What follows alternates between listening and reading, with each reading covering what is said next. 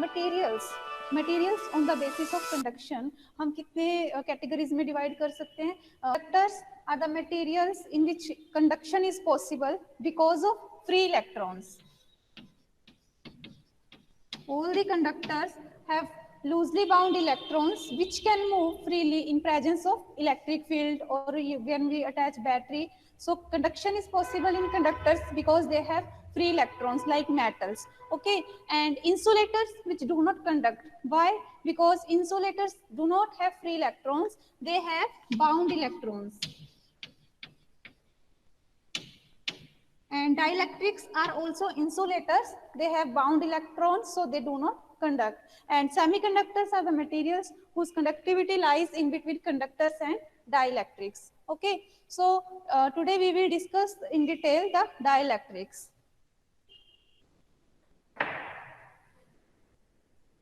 Dielectrics are of two types: polar and second is non-polar dielectrics. Okay, in polar dielectrics we know that the center of positive and negative charge coincide, so the dipole moment of the non-polar molecule is 0. And in case of polar dielectric, the center of positive and negative get separated, so they have net dipole moment. The polar molecule have dipole moment non-zero and non-polar molecule have zero dipole moments. In case of polar molecule, dipole moment is non-zero, while in case of non-polar, dipole moment is 0. Okay. Now let us start from the neutral molecule. कोई भी neutral molecule है उसमें positive और negative का जो centre है वो क्या कर रहा है, कोइंसाइड कर रहा है. कोइंसाइड कर रहा है तो मतलब उनका डाइपोल मोमेंट क्या है, 0 है. लेकिन अगर पॉजिटिव और नेगेटिव के जो सेंटर्स हैं, इलेक्ट्रॉन और न्यूक्लियस, अगर जो सेपरेट हो जाए, शिफ्ट हो जाए, तो suppose they get separated by a distance s, तो dipole moment which we denote as small p, it is given by, अगर इस q चार्ज है minus q plus q, so dipole moment it is equal to charge into the separation, जितना उनके बीच में distance आया है, s distance से अगर शिफ्ट हो गया नेगेटिव क्लाउड, तो q into s is equal to dipole moment. And in case of polar molecule have net dipole moment, so their dipole moment is non-zero. The case is like this. And in case of non-polar molecule, dipole moment is equal to 0. Okay. अब अगर हम कोई भी dielectric material ले लें for a given volume, कोई dielectric material ले लिया, इस suppose this is non polar, in that case net dipole moment क्या होगा, 0. अगर ये पोलर है, if this is polar dielectric, in that case जितने भी इसमें मॉलिक्यूल्स है सबका कुछ ना कुछ क्या होगा, non zero dipole moment. But अगर पूरा वॉल्यूम की बात करें, for a given volume all the dipole moments they will Orient randomly, so that जो net dipole moment आएगा वो क्या आएगा, 0. So for any dielectric, any isolated dielectric की अगर बात करें, isolated dielectric की बात करें, in that case whether it is polar or non polar, जो पूरे for a given volume net dipole moment of a given volume, non polar है तो ऑब्वियस है कि डाइपोल मोमेंट 0 है. अगर पोलर भी है तो all the dipole moments will get Orient randomly, इधर उधर, तो उनकी डायरेक्शन एक दूसरे को कैंसिल कर देगी. तो net dipole moment of a given volume whether it is polar और non polar, net dipole moment क्या होगा, 0 होगा. ठीक है. It was the case when it is isolated, बाहर से हमने कोई फील्ड अप्लाई नहीं किया. अगर हम बाहर से इलेक्ट्रिक फील्ड अप्लाई कर दें फिर क्या होगा, suppose we apply electric field, non polar dielectric है और हमने इलेक्ट्रिक फील्ड में रख दिया, तो क्या होगा, पोलराइजेशन होगी. ठीक है. So here comes the property polarization. Because of this property insulators are called dielectrics. और पोलराइजेशन क्या है कि कोई भी डाइलेक्ट्रिक जब हम इसको इलेक्ट्रिक फील्ड में रखेंगे, अगर वो नॉन पोलर है तो due to presence of external field उसका जो पॉजिटिव और negative center which were coinciding, ठीक है। तो एक्सटर्नल फील्ड में क्या होगा, सेपरेट हो जाएगा, नेगेटिव क्लाउड जो है शिफ्ट हो जाएगा, ठीक है। If this is the direction of electric field, then the negative cloud will shift towards positive of the field.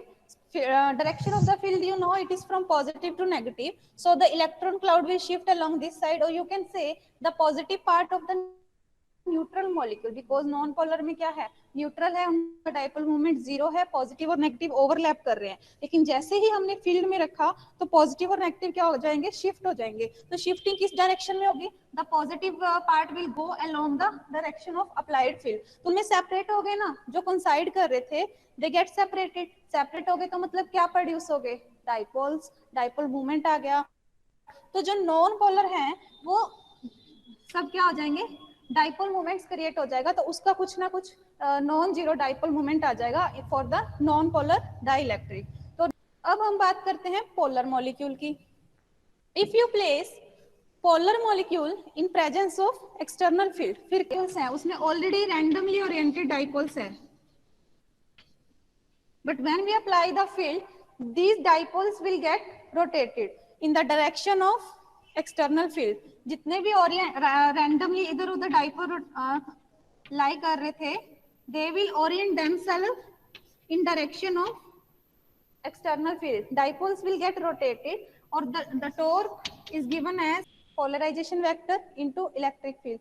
this phenomena कि चाहे पोलर है चाहे नॉन पोलर है, जब हम उनको इलेक्ट्रिक फील्ड में रख रहे हैं तो डाइपोल मूवमेंट आ रहा है। अब इनका भी जो रैंडमली ओरिएंट कर रहे थे पहले, तो डाइपोल मूवमेंट क्या था, net dipole movement was zero, but जैसे ही हमने बाहर से फील्ड अप्लाई किया तो they get rotated in direction of field. अब सारे एक डायरेक्शन में हो जाएंगे, तो कुछ ना कुछ डाइपोल मूवमेंट की नॉन जीरो वैल्यू आ जाएगी। तो इस केस में आइसोलेटेड की जगह पे अगर हम फील्ड अप्लाई कर रहे हैं, in that case dipole moment, जो नेट डाइपोल मोमेंट होगा, चाहे पोलर है चाहे नॉन पोलर है, they will have net value, some non zero value of the dipole moment. Okay, हम इलेक्ट्रिक फील्ड इंक्रीज करते रहेंगे तो जो सेपरेट हो रहा था पॉजिटिव नेगेटिव, तो एक जगह पे जाके वो ब्रेक डाउन हो जाएगा, that is known as dielectric break down.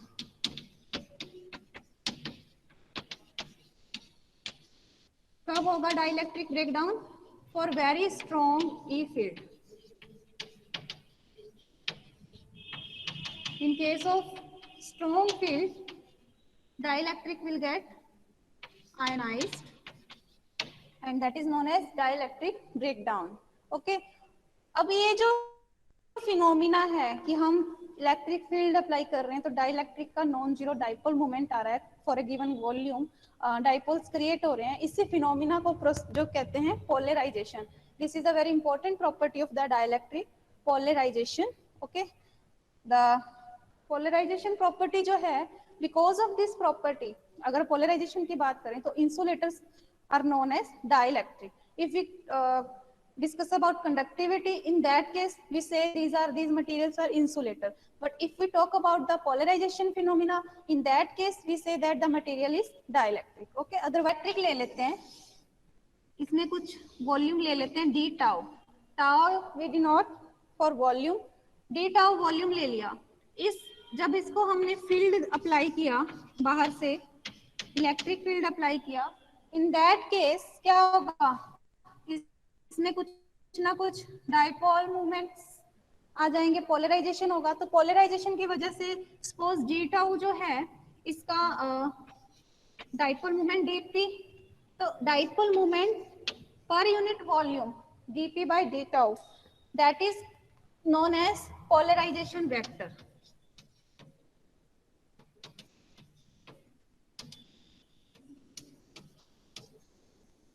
इसको हम कैपिटल P से लिखते हैं, P vector, polarization vector, that is dipole moment per unit volume and it is a function of position. कि जो कंडक्टर्स होते हैं उनमें फ्री इलेक्ट्रॉन्स होते हैं, लेकिन जो डाइइलेक्ट्रिक्स हैं उनमें क्या होते हैं, इलेक्ट्रॉन्स बाउंड होते हैं न्यूक्लियस को।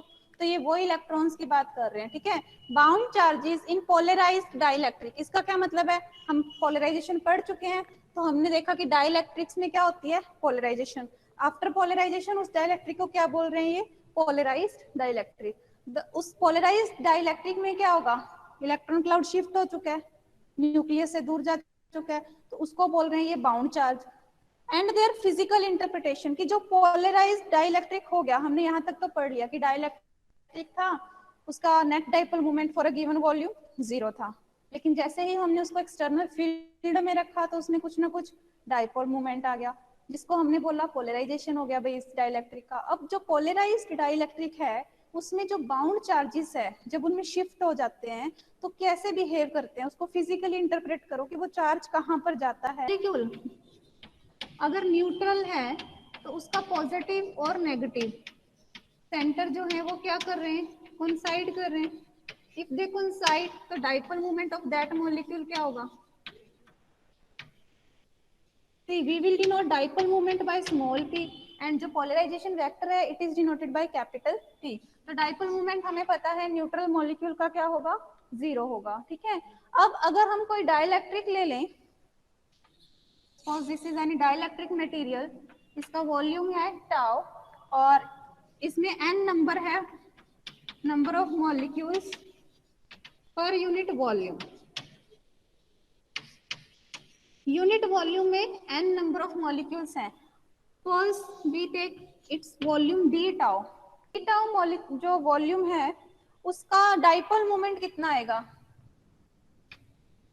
सपोज dp है, तो एक मॉलिक्यूल का सपोज q चार्ज है और शिफ्ट जो हो रहा है चार्ज वो हो रहा है s डिस्टेंस से, तो एक मॉलिक्यूल का तो डाइपोल मोमेंट आएगा q into S, you know charge into the distance between charges. और अगर वॉल्यूम डी टाउ है तो उसके कितने नंबर ऑफ मॉलिक्यूल्स बनेंगे, n into D tau, because n is the number of molecules per unit volume.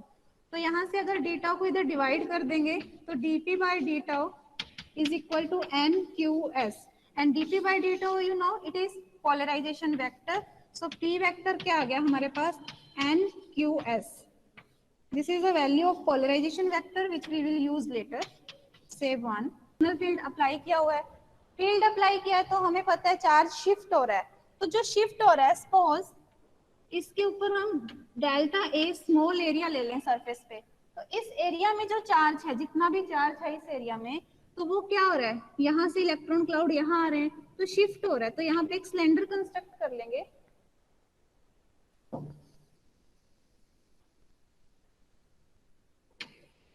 let us construct a cylinder।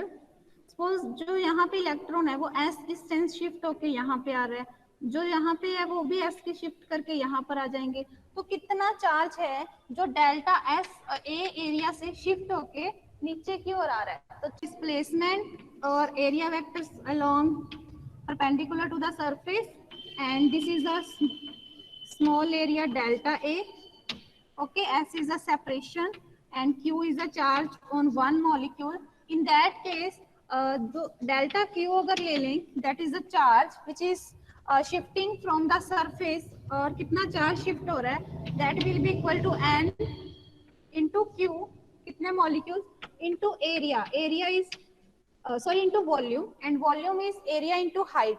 अब height कैसे लेंगे, if this is n vector and this is the s vector, so this angle if it is theta so it will be equal to height कितनी होगी s cos theta and qs is the polarization vector, p vector delta a into cos theta।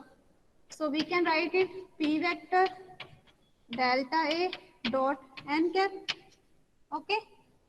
now this is delta q, अगर ये delta a को divide कर देंगे तो q by a, del q by del a, charge per unit area, that will give you sigma surface charge density, but I have taken as sigma b. Sigma b is surface charge density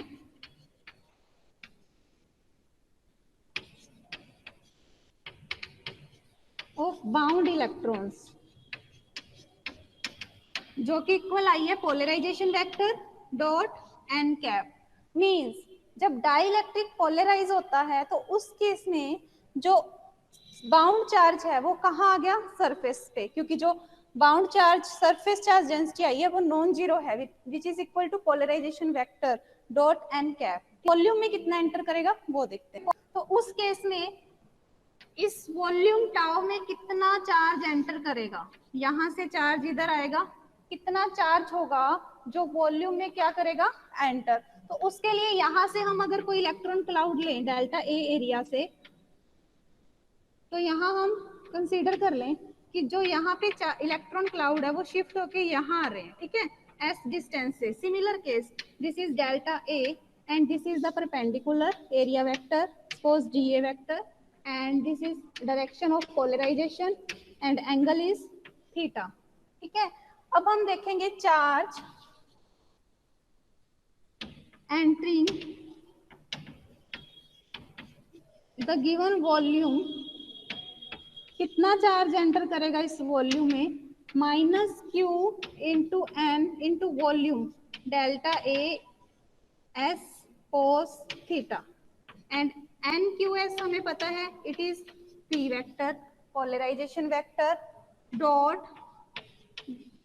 into sorry delta a cos theta, and this delta a cos theta को हम लिख सकते हैं dot D a vector minus. पूरे volume में कितना charge enter करेगा उसके लिए हम इंटीग्रेशन ले लेंगे T dot D A minus से 2, क्यों कितना आ गया minus integration of T dot D A.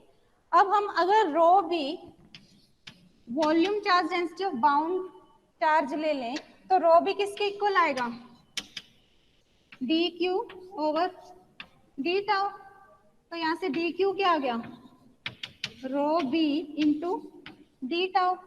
This is the small charge and the total charge जो एंटर कर रहे हैं in terms of volume charge density delta q that we can found by integration of rho b into delta t, oh sorry d tau, integration over closed surface. Now see, जो second equation है इसमें तो है surface integral, यहाँ हम volume integral की बात कर रहे हैं, तो हम कोई थ्योरम लगा के दोनों को सेम कर लेते हैं। तो हमें पता है गॉस डाइवर्जेंस थ्योरम है जो आप मैकेनिक्स, उसमें हम क्या होता है कि कोई भी सरफेस इंटेग्रल ए वेक्टर है सपोज कोई, उसका सरफेस इंटेग्रल है, उसको वॉल्यूम इंटेग्रल में लिखना है तो उसमें क्या ले लेंगे, divergence of A into D tau. तो ये वाला जो टर्म है पी डॉट ए, इसको क्या लिख सकते हैं, t vector dot D a है जो its integration over close surface, it can be written as delta dot p into D tau लिख सकते हैं, ठीक है। तो del q is equal to this and del q is equal to negative of this which is equal to this. तो यहाँ third और fourth से क्या हो गया, this term is equal to this from third and fourth. So we have rho d tau, so it is rho b is equal to negative of integration of divergence of polarization vector into d tau. It can be written as rho b plus divergence of p vector into d tau is equal to 0.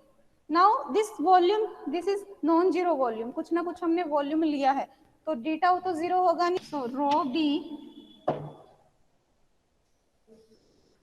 Row B plus divergence of P vector is equal to 0। तो यहाँ से रो B की value क्या आ गई, negative of divergence of P. So this is the volume charge density of bound charges.